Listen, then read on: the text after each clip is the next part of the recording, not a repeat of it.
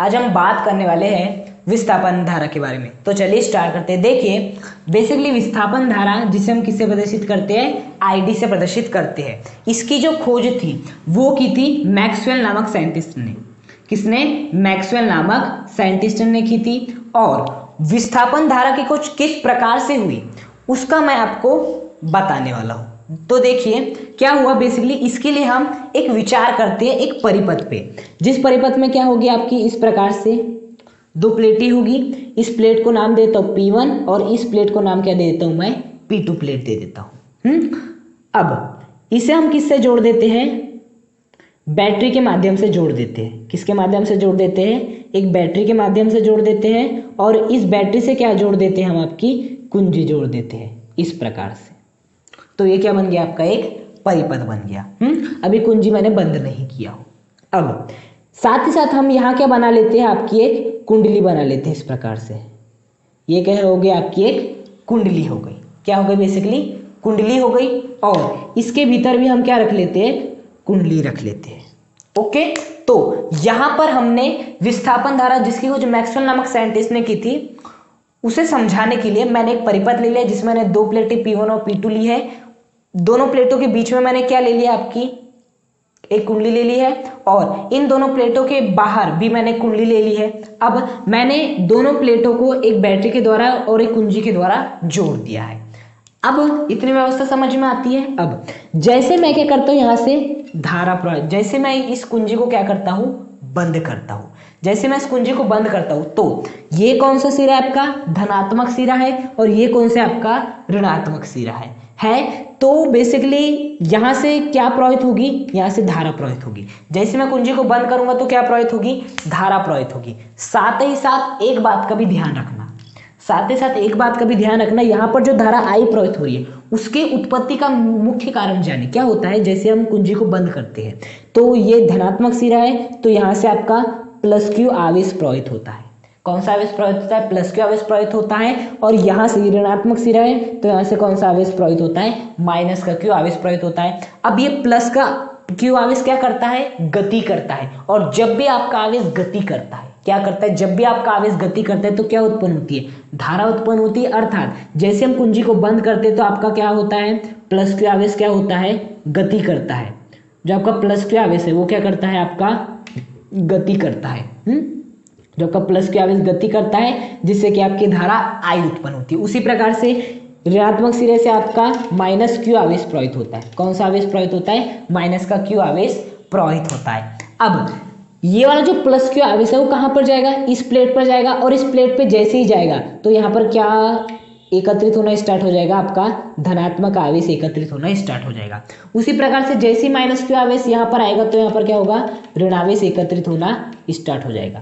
क्या स्टार्ट हो जाएगा, ऋणावेश एकत्रित होना प्रारंभ हो जाएगा। तो अभी तक की बात समझ में आई मैं क्या कह रहा हूँ। जैसे हमने कुंजी को बंद किया तो यहाँ पर धनावेश एकत्रित हो गया और यहाँ पर ऋणावेश। चूंकि धनावेश गति कर रहा है तो धारा I उत्पन्न हो जाएगी, जो कि बेसिकली धारा I इस प्रकार से आपकी संपूर्ण में प्रवाहित होगी।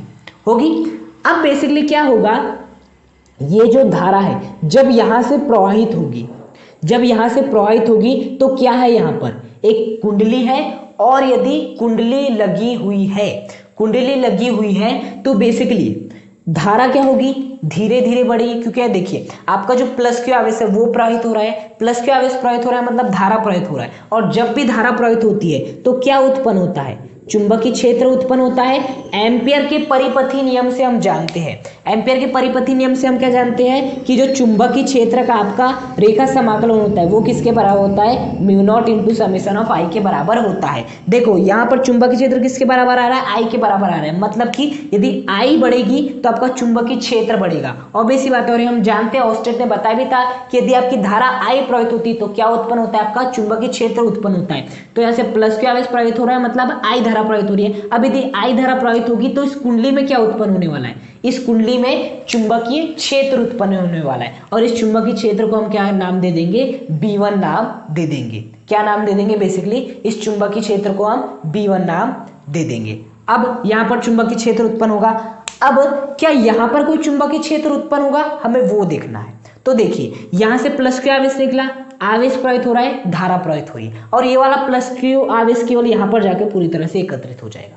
उसके बाद माइनस का आवेश यहाँ से निकला और इस प्लेट पे जाके पूरी तरह से एकत्रित हो जाएगा। मतलब कि आपका ये वाला प्लस आवेश आगे भी नहीं जाने वाला, ये वाला माइनस आवेश आगे नहीं जाने वाला, ये वाला प्लस आवेश आगे नहीं जाने वाला, ये वाला माइनस आवेश इधर आगे नहीं जाने वाला। मतलब कि ये वाले स्थान पे तो आवेश का प्रवाह ही नहीं होगा, और यदि आवेश का प्रवाह ही नहीं होगा तो धारा भी प्रवाहित नहीं होगी। अब यदि धारा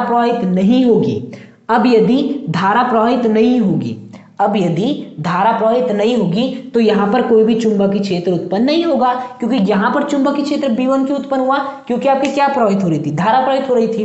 क्योंकि धारा प्रवाहित होती है तो चुंबकीय क्षेत्र उत्पन्न होता है। अब आपका प्लस क्यू आवेश यहीं तक सीमित है, माइनस क्यू आवेश यहीं तक सीमित है, तो ऐसे आवेश का प्रवाह ही नहीं होगा दोनों प्लेटों के बीच में, तो धारा भी उत्पन्न होगी। धारा उत्पन्न होगी तो यहाँ पर चुंबकीय क्षेत्र उत्पन्न नहीं होगा। क्या नहीं होगा? चुंबकीय क्षेत्र उत्पन्न नहीं होगा। अब बेसिकली ऐसा क्या है कि यहाँ पर चुंबकीय क्षेत्र उत्पन्न होगा? हम जानते धारा नहीं से चुंबकीय क्षेत्र उत्पन्न होगा। ठीक है, हम ये वाले फॉर्मूले की सहायता से निकालते हैं कि हमारा चुंबकीय क्षेत्र सच में 0 आता है। तो बताओ समेशन ऑफ आई का मतलब क्या होता है? धारा का बीजगणितीय योग। अब इस कुंडली के लिए बताइए धारा कितनी है? 0 है। धारा कितनी है आपकी? 0 है, तो म्यू नॉट इंटू क्या हो जाएगा? समेशन ऑफ आई के स्थान पे 0, म्यू नॉट इंटू 0 कितना हो जाएगा? 0।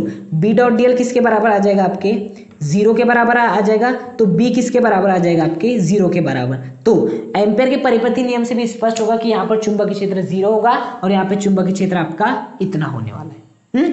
अब बात आती है आपका, अब यहाँ पर एक बात आती है कि यहाँ पर चुंबकीय क्षेत्र नहीं उत्पन्न होगा और यहाँ पर उत्पन्न होगा। इतनी बात समझ में आती है और बेसिक कॉन्सेप्ट है, क्योंकि धारा यहाँ से प्रवाहित नहीं हो रही है। लेकिन मैक्सवेल नामक साइंटिस्ट थे, उन्होंने क्या किया? यहाँ पर जाकर उन्होंने क्या रख दिया? चुंबकीय सुई को रख दिया।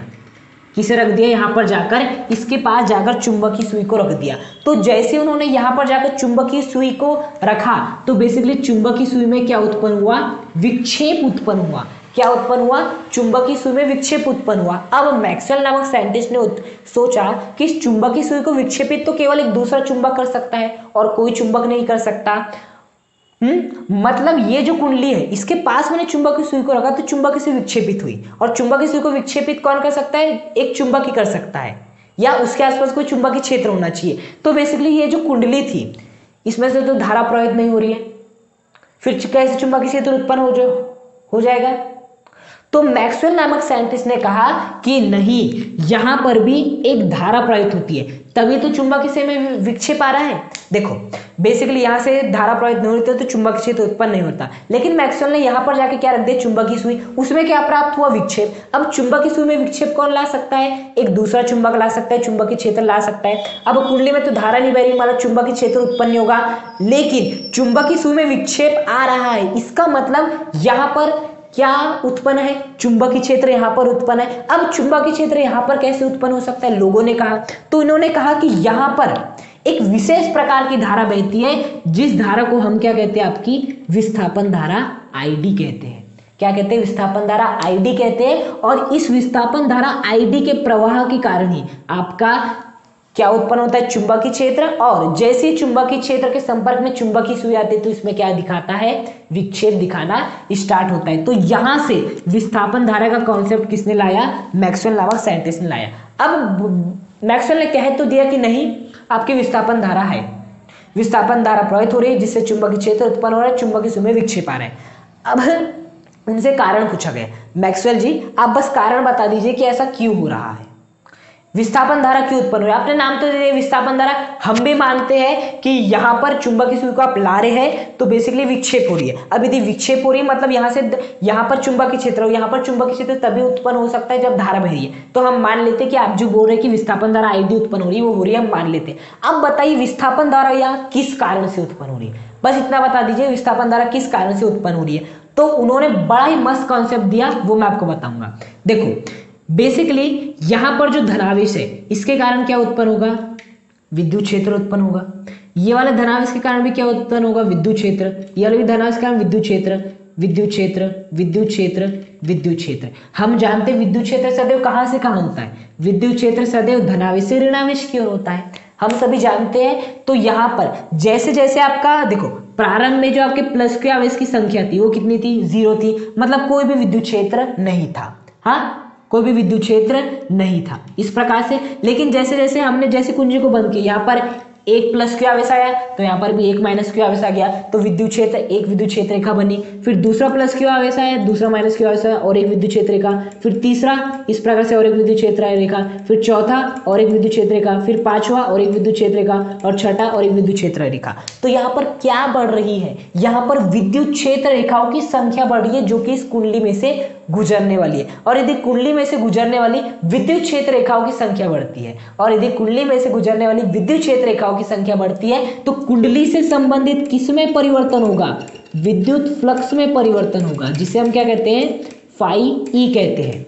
क्या कहते हैं, बेसिकली फाई ई। तो इस कुंडली से संबंधित विद्युत फ्लक्स में परिवर्तन होगा, और उस विद्युत फ्लक्स में परिवर्तन के कारण क्या उत्पन्न होती है, आपकी विस्थापन धारा आईडी उत्पन्न होती है।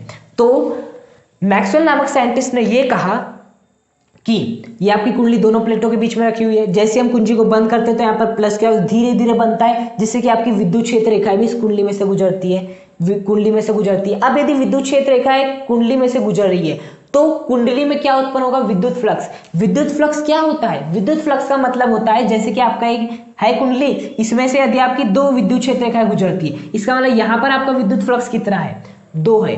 यदि यहाँ में से 3 आपकी विद्युत क्षेत्र रेखा गुजर रही है, इसका मतलब यहाँ पर विद्युत फ्लक्स का मान कितना है, 3 है। जितनी विद्युत क्षेत्र रेखा गुजरती है उतना ही विद्युत फ्लक्स का मान हो जाता है। अब यहाँ से कितनी विद्युत क्षेत्र रेखा गुजर रही है, 1 2 3 4 5 6 विद्युत क्षेत्र रेखा गुजर रही है। अब ऐसा नहीं कि 6 ही रहेगी, वो 6 से 7 होगी, 7 से 8 होगी। पहले कितनी थी, केवल 1 थी। फिर और आवेश आया, दूसरी, तीसरी, चौथी, पांचवी, छठवीं।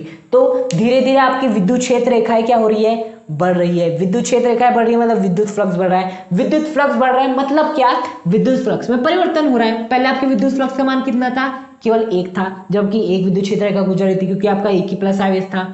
जैसे आपका दूसरा प्लस और दूसरा माइनस आवेश आया तो दूसरी विद्युत क्षेत्र रेखा गुजरने लगी तो दूसरा विद्युत फ्लक्स। जैसे आपका तीसरा प्लस तीसरा माइनस आवेश आया तो तीसरी विद्युत क्षेत्र रेखा गुजरने लगी, मतलब विद्युत फ्लक्स का मान 3 हो गया। इस प्रकार से चौथा, पांचवा, छठा। तो देखिए किसमें परिवर्तन हो रहा है, 4 5 6 विद्युत फ्लक्स का मान पहले 1 था, 2 3 4 5 6 विद्युत फ्लक्स में परिवर्तन हो रहा है। और यदि विद्युत फ्लक्स में परिवर्तन होता है तो आपकी एक धारा उत्पन्न होती है, जिस धारा को मैक्सवेल ने क्या नाम दिया, विस्थापन धारा नाम दिया। तो यहां से डिसाइड हुआ कि नहीं मैक्सवेल साहब आप सही बोल रहे हैं कि जो आपकी विस्थापन धारा होती है वो हमें बात समझ में आ रही है। हाँ, पहले क्या माना जाता था कि ये माना जाता था कि यहां पर कोई भी आपकी धारा प्रवाहित नहीं होगी, यहाँ पर कोई भी धारा प्रवाहित नहीं होगी जिससे यहाँ पर चुंबकीय क्षेत्र उत्पन्न नहीं होता। लेकिन चुंबकीय सुई को लाना बड़ा गजब हो गया, हमें पता चल गया कि यहाँ पर विस्थापन धारा भी कोई धारा पाई जाती है। और इसकी खोज किसने की थी, मैक्सवेल नामक साइंटिस्ट ने की थी। इसे बेसिकली किससे प्रदर्शित करते हैं, आईडी से। और आईडी अर्थात विस्थापन धारा का जो फॉर्मूला होता है वो होता है epsilon not into D phi E divide by D T. D phi E divide by D T, जहां पर एप्सिलॉन नॉट का मतलब क्या होता है, निर्वात की विद्युतशीलता। D phi e upon D t बराबर होता है विद्युत फ्लक्स में परिवर्तन की दर। ऑब्वियस सी बात है, विद्युत फ्लक्स में जितना अधिक परिवर्तन होगा, 1 2 3 4 5 6 7 8 9 10 11 12 13 14 15 16, जितना अधिक विद्युत फ्लक्स में परिवर्तन होगा उतनी ही ज्यादा क्या उत्पन्न होगी, विस्थापन धारा। और जितनी अधिक विस्थापन धारा उत्पन्न होगी उतनी ही क्या उत्पन्न होगा, आपका चुंबकीय क्षेत्र उत्पन्न होगा। क्या उत्पन्न होगा, बेसिकली चुंबकीय क्षेत्र उत्पन्न होगा।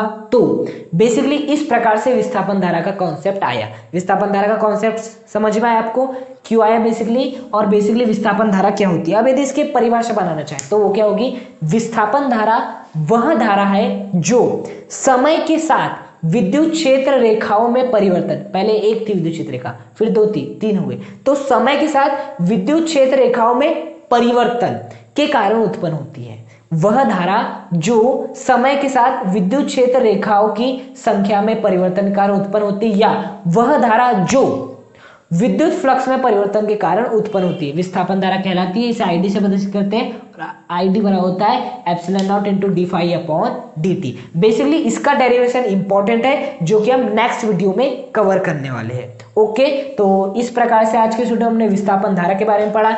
बेसिकली इसकी परिभाषा क्या है, इसका कॉन्सेप्ट किस प्रकार से है, मैक्सवेल जी का योगदान पढ़ा और इसका बेसिकली सूत्र पढ़ा।